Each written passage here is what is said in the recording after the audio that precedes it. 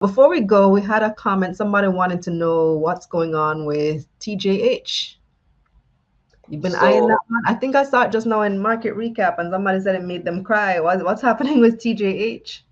so if you follow TJH for the last probably 3.5 years, since dividends have been paid out, whenever TJH has a dividend declaration, it's pretty strong, pretty large, and once the X date kicks in, TJH's stock price just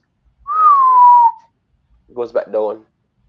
So, it's a consistent trend. So for those who don't know, if you want to get a dividend, once you own the stock and the X date arrives, you can sell on the X date and collect a dividend. So, Explain what the X date is. oh, sorry. So you have three particular dates when dividend is declared: the X date, record date, payment date. Your X date is the date before the record date. The record date is when whoever is on record at that point, owning whatever number of units, that's how many that will be recorded times the dividend declared to give you your dividend payment. And then the payment date is the day when the dividend is disbursed to your bank or brokerage account.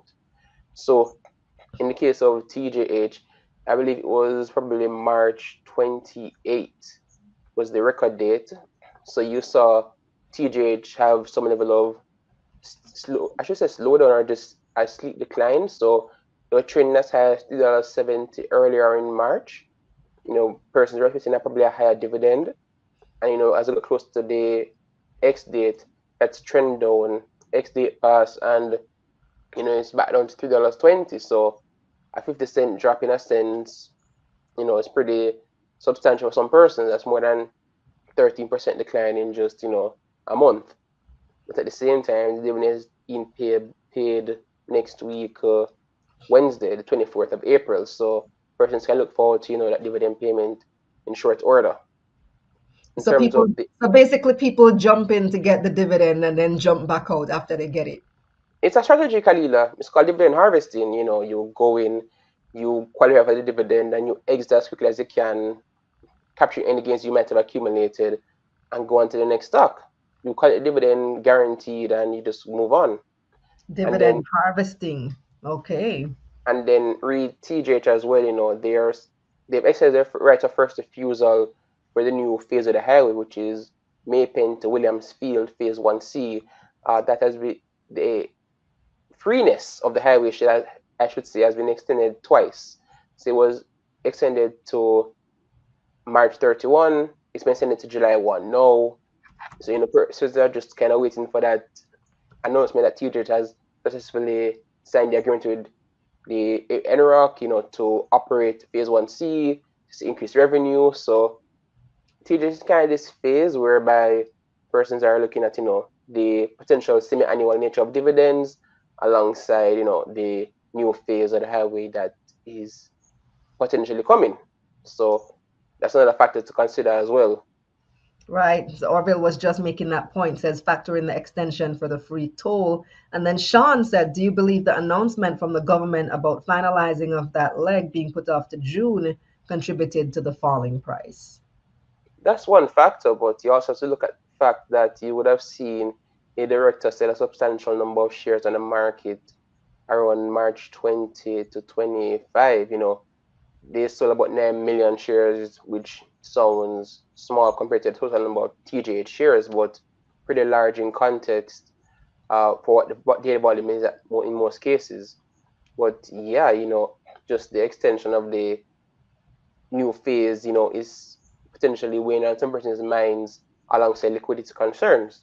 Because for many persons, they would have expected that with the announcement of the hybrid open in September, TJ should have been operating it already in 2024 to some capacity. So for it to have been pushed back again down to July 1, July 1 might come and it might push on again.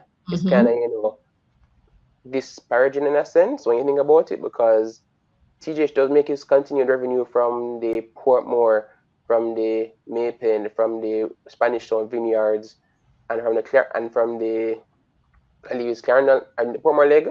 But persons still want to get here that new phase has kicked in.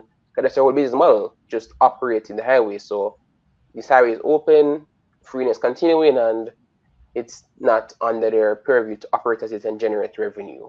So read the dividend harvesting strategy. Lanesra makes a point here. She says you could be losing if you jump in high for dividends and come out low. Because yeah, you tend to see that build up before the dividend date, that the prices go X up, date, and then yeah. dividend date, and then after the dividend, then the prices go down. So if you jump in high just to get your dividend and then have to sell off at a lower point, 50 cents in this case, you could end up losing more money than you gain from the dividends. But the thing is, this is where strategy comes into play, Kalila, because if you realize that the price was potentially going down or you're starting to peak off, you could have sold, then just bought back the stock, after it fell to low bar when the X date came around, and you'd have more units on hand to get a bigger dividend later in the year, if anything. So it's, not a one-way strategy where you just hold until X date, then sell.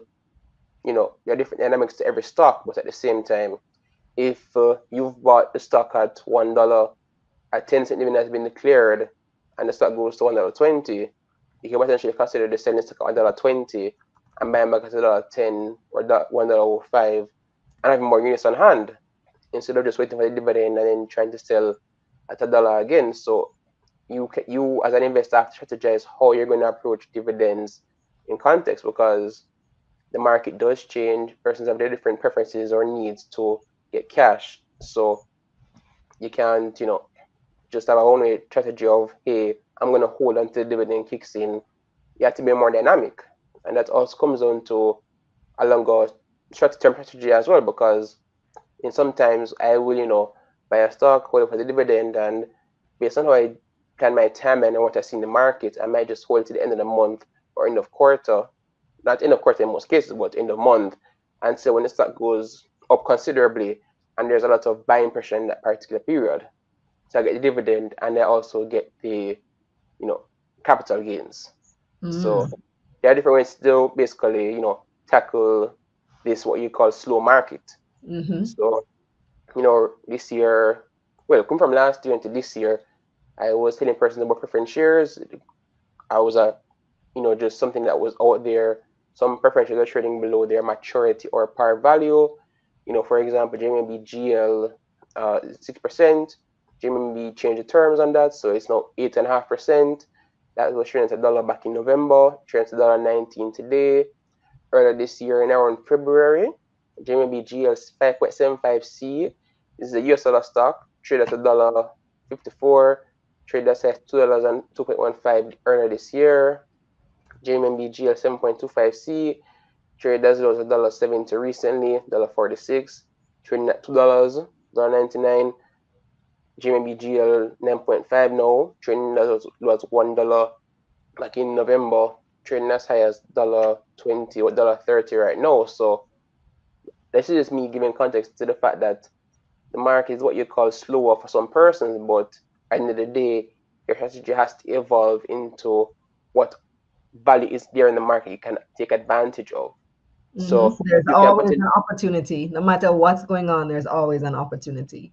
but this is where education, like a taking stock, comes into play, because I've written about preference shares, I've talked about preference shares like crazy. Imagine, Kalila, you getting a preference share at $1.54. You have 100 shares, it's $154, and the preference share matures at $2 within a year. You're getting $46 basically in just free capital gain, and that's before you factor in the dividend you get over that time span as well. So if you're a person right now that's not looking to trade aggressively, that's just one route that could be considered to benefit from some level of stable income flow at a pretty decent yield without taking on certain levels of liquidity or trading risk. And There that's seems to just be one quite a bit example. of interest in the strategies you're outlining. Tremaine wants to know, would compounding the dividends be the best strategy here too? So you have multiple ways to, take advantage of the market. So you have some persons, they will, well, in the US, for example, you have automatic dividend reinvestment. So like with TD Ameritrade, you just set dividend reinvestment, the day dividend is paid out, it automatically reinvests back into the stock. And you have persons that will just set that and go, like get a dividend, buy the stock again, just repeat and continue. And that's why you have some persons, accumulating their pension stock in a sense over probably 10, 20 years. Dividend got paid out, so that what they'd call a fair price, where they just bought more of the stock with dividend payments and just kept compounding them for them. And in this current environment, you have BOJ CDs. Some brokers are as low as $100,000 minimum to buy in. And I'm just giving all these strategies to just give persons ideas as to other ways that you can think about making money in this environment, because persons are going to say there's not much money, the stock market is slow, but as I'm pointing out, you have different instruments on the stock market. You have BOJ CDs, you have your bank's own CDs. You can, look at the dividend strategy that is coming out to some companies, increasing their dividends, like Dolphin Cove, Trans Jamaica, Scotia Group. Some companies are increasing their dividend payments. And what you are also seeing, which is what I do sometimes in my days, is that some of these stocks are exhibiting, very weak buy side or buy cues. So I will just layer my order into that queue so that, I don't have to necessarily bid up to, for example, $3. I can buy $2.80, for example, instead. And the person mentioned the JMB GL 7.35. So JMB has multiple preference shares.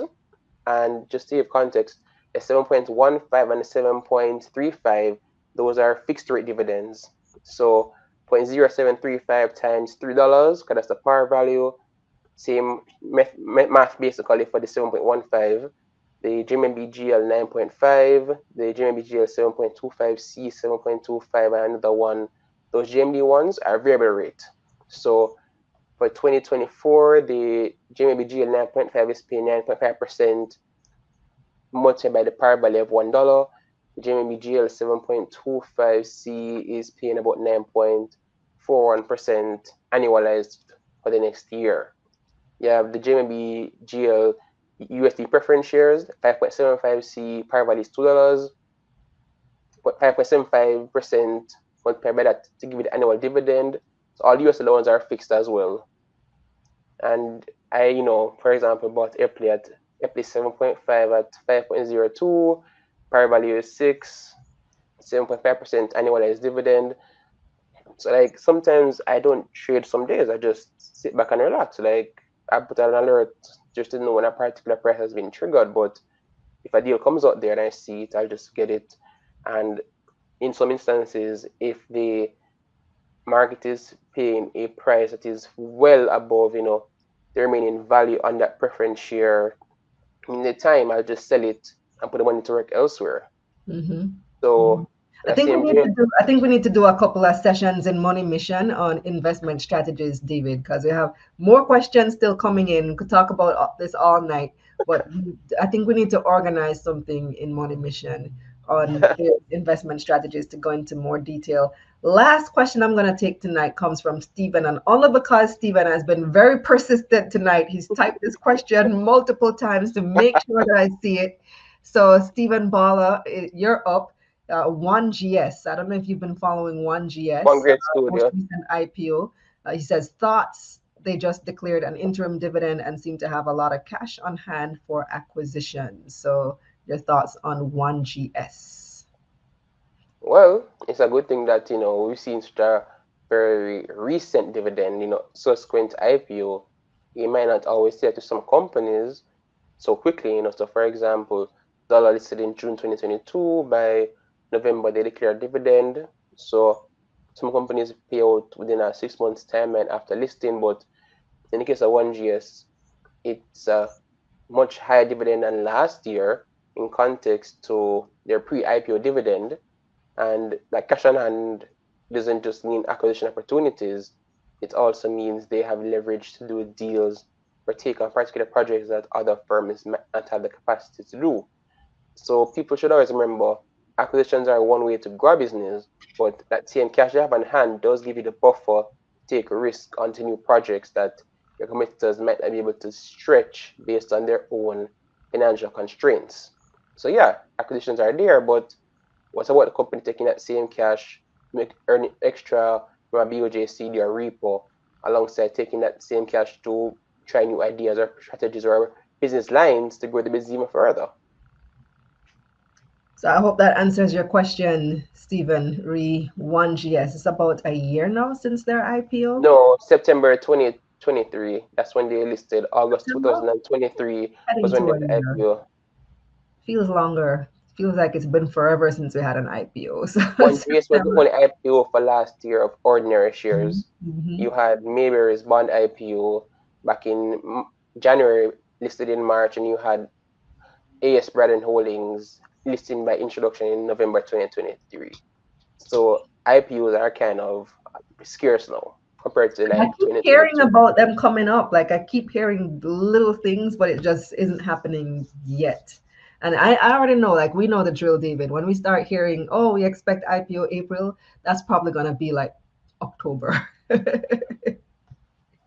For the most part, that's how it works. Because the approvals take forever. Even though the company might be gearing to go, you gotta wait on those approvals and And the already. standards have increased post SSL. So Exactly. Exactly. All right. Well, that's it for tonight, David. Thank you so much for joining us once again.